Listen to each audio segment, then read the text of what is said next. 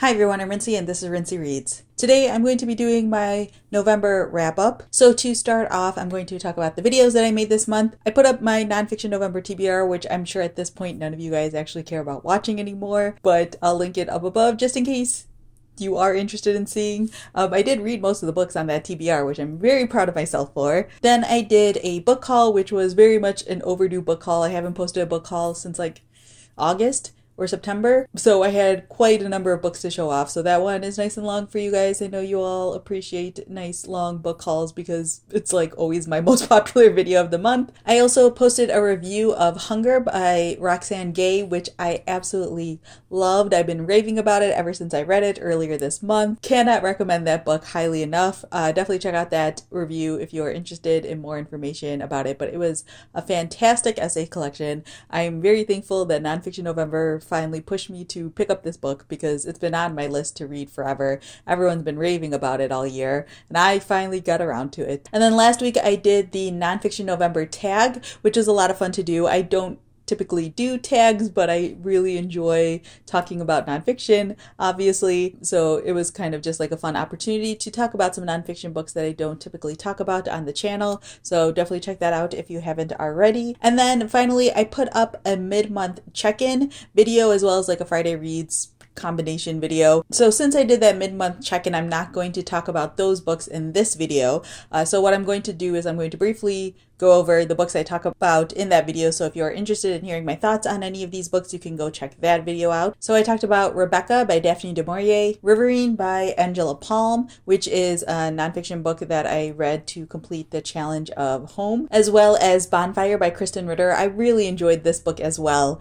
So I definitely recommend it, and or watching that video to see why I enjoyed it so much. But yeah, this was a really fun read. All right, now onto the books that I read in the second half of the month. So the first book I finished after like that halfway point in the month was Little Fires Everywhere by Celeste Ng. This is sort of like the literary darling of the fall, and I like this book, but I didn't quite fully love it. So this story takes place in Shaker Heights, Ohio, which is sort of like this upper class neighborhood. You are following a couple of different characters that mainly belong to two different families. So the main character in one family is Elena Richardson, who was like born and raised in Shaker Heights, went off to college, got married, and they moved back to Shaker Heights, and she's basically been like a big part of the society there for a long time. She owns this home that she rents out to people, and she's like very specific about the type of person she rents out to. She likes to rent to people who maybe normally would not be able to live in a neighborhood like the one that she lives in, people who seem like good people and just need sort of like a better opportunity. So the person that she sort of like most recently rents out to is Mia Warren. And so it's her and her daughter. And then you're also following the Richardson kids. There are two girls and two boys. But the way the story starts off is you start off at one point in time and you see that the Richardsons' house has caught on fire, and it's very likely that one of the daughters caused the fire. And then you sort of flash back in time to when Mia moves into this house with her daughter Pearl, and you sort of see just sort of how everything sort of leads up to the fire. So yeah, like I said, I enjoyed this book. I definitely like this one better than I liked Everything I Never Told You, which I think is just like a personal preference sort of situation. Celeste Ng is a really strong writer. She does write these really interesting sort of suburban family life stories that have really interesting premises and explore really interesting topics. The main problem that I have with Celeste Ng is that she is a writer who writes books from multiple perspectives, and they always disappoint me because there's always one perspective that I would just rather read about, or there's perspectives that I feel like are underdeveloped. Mia and Pearl are really fantastic characters, and I really enjoyed everything from their point of view. I even enjoyed everything from like Elena Richardson's point of view because I felt like it was just really interesting, and you got to see a lot of her background and why she acts and thinks the way that she does. Her kids, however, are very one-dimensional, except for like Izzy has like the most potential, but she still just very much feels like a plot device. Moody feels very one-dimensional. Trip definitely only has one dimension, and Lexi has slightly more dimension, but I was just annoyed by everything with her. This is a book that either could have been fleshed out significantly more and provided more depth to these characters, or it should have been just narrowed down more and focused on these characters. This is literally my complaint every time I read books from multiple perspectives. I need to just stop. I mean, occasionally I do think it's well done, but this one just fell a little bit short.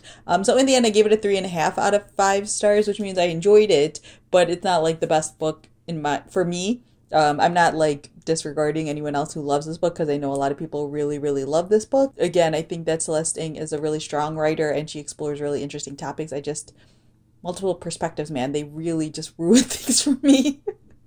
So yeah, I would recommend this book. I'm definitely going to keep reading Celeste Ng's future books, but I just know that she's not going to be like a #1 writer for me personally. All right, and then I read The Brain Defense by Kevin Davis. The subtitle to this is Murder in Manhattan and the Dawn of Neuroscience in America's Courtrooms.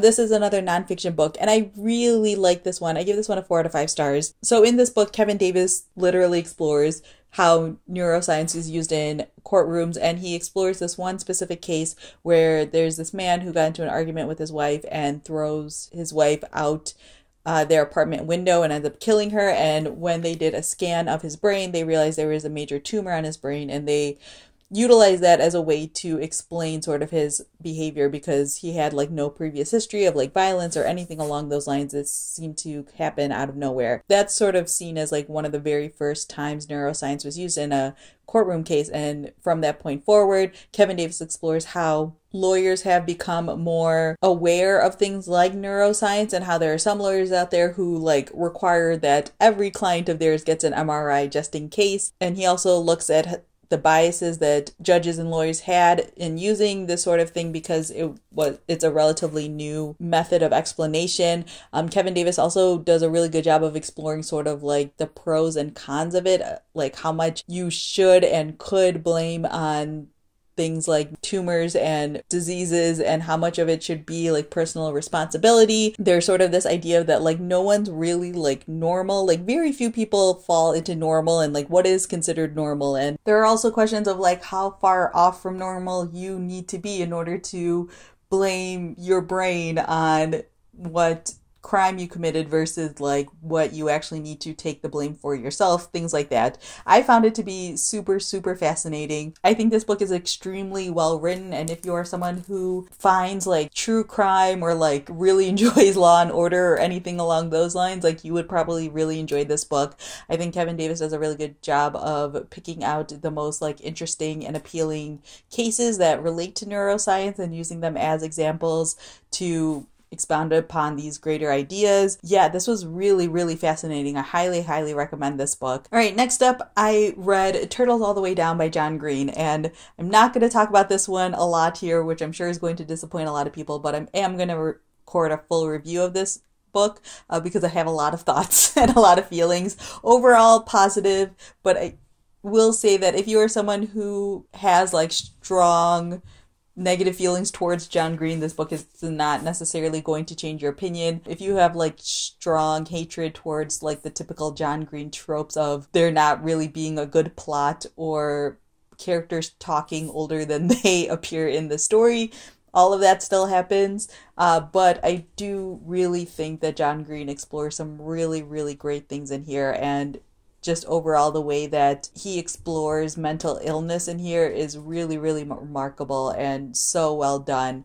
I feel like the book was definitely worth reading just for that fact alone, but again, I will talk about it fully in my review, which will be going up in a couple of days as of when this video goes live. All right, and then the final book that I am going to talk about really quickly is Washington by Ron Chernow. This is a very large biography that I was also reading for Nonfiction November. I really, really enjoyed this book. I'm technically not done yet as of this recording, but I literally have like 100 pages left. So we're just going to go with I really enjoyed it. I can't imagine there being anything in a Washington biography in the last 100 pages that will change my mind significantly. But yeah, this was pretty great. Ron Chernow is a fantastic biographer. George Washington is an extremely interesting human being, in my opinion. I think that there are a lot of misconceptions about him and sort of like the American mythology when it comes to the founding fathers, and so I really enjoy reading biographies like this because it really goes into depth about how he really acted, who he really was. There is a significant amount of time spent on his teeth because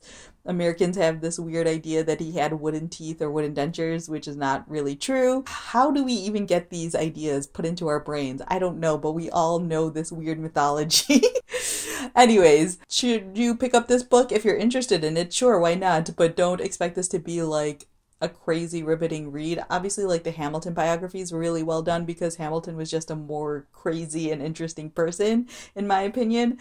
This one is definitely a lot drier and a lot more like level, like a typical biography, just because that's also how Washington's personality is. But again, I really enjoyed it. All right, and then really quickly, just because I posted about this in my Instagram stories, I did start reading Artemis by Andy Weir, but then I put it down because I wasn't really enjoying it. I'm not 100% sure if it's like a true DNF yet or not, so this could theoretically be read sometime in the future. I'm going to keep it on my unread shelf. But yeah, I wasn't enjoying it a whole lot. I think it's just because the way that Andy Weir writes the main character is not super great. Like, it's super obvious it's a guy writing a woman. So yeah, I don't know. We'll see how I feel about this in the future. I've heard like relatively mixed things about this book anyways, and the people whose opinions I tend to align with the most tend to be relatively disappointed by this book. There is a chance that I will pick this up again as an audiobook because Rosario Dawson narrates the audiobook of this. So I'm going to give it a go like that if I can get my hands on the audiobook through like the library or something. But yeah, just because I mentioned that I was reading this in my Instagram stories, I did want to mention this briefly. So yeah, this isn't like me discouraging people from picking up this book, and it's also not me saying I'm DNFing this book or anything along those lines. I just wanted to say I'm putting it down for the moment with the hopes of picking it up again in the future, which is a thing I do often, but I often don't talk about it just because I often don't post about the fact that I'm reading a book until I'm a little bit into the book and I know that I'm going to continue reading it.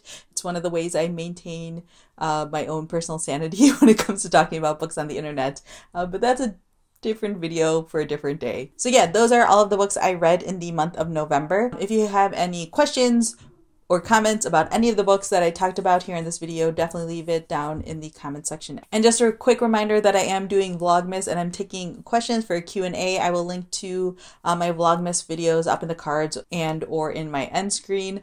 So definitely head over to that first video and leave me questions if you haven't already.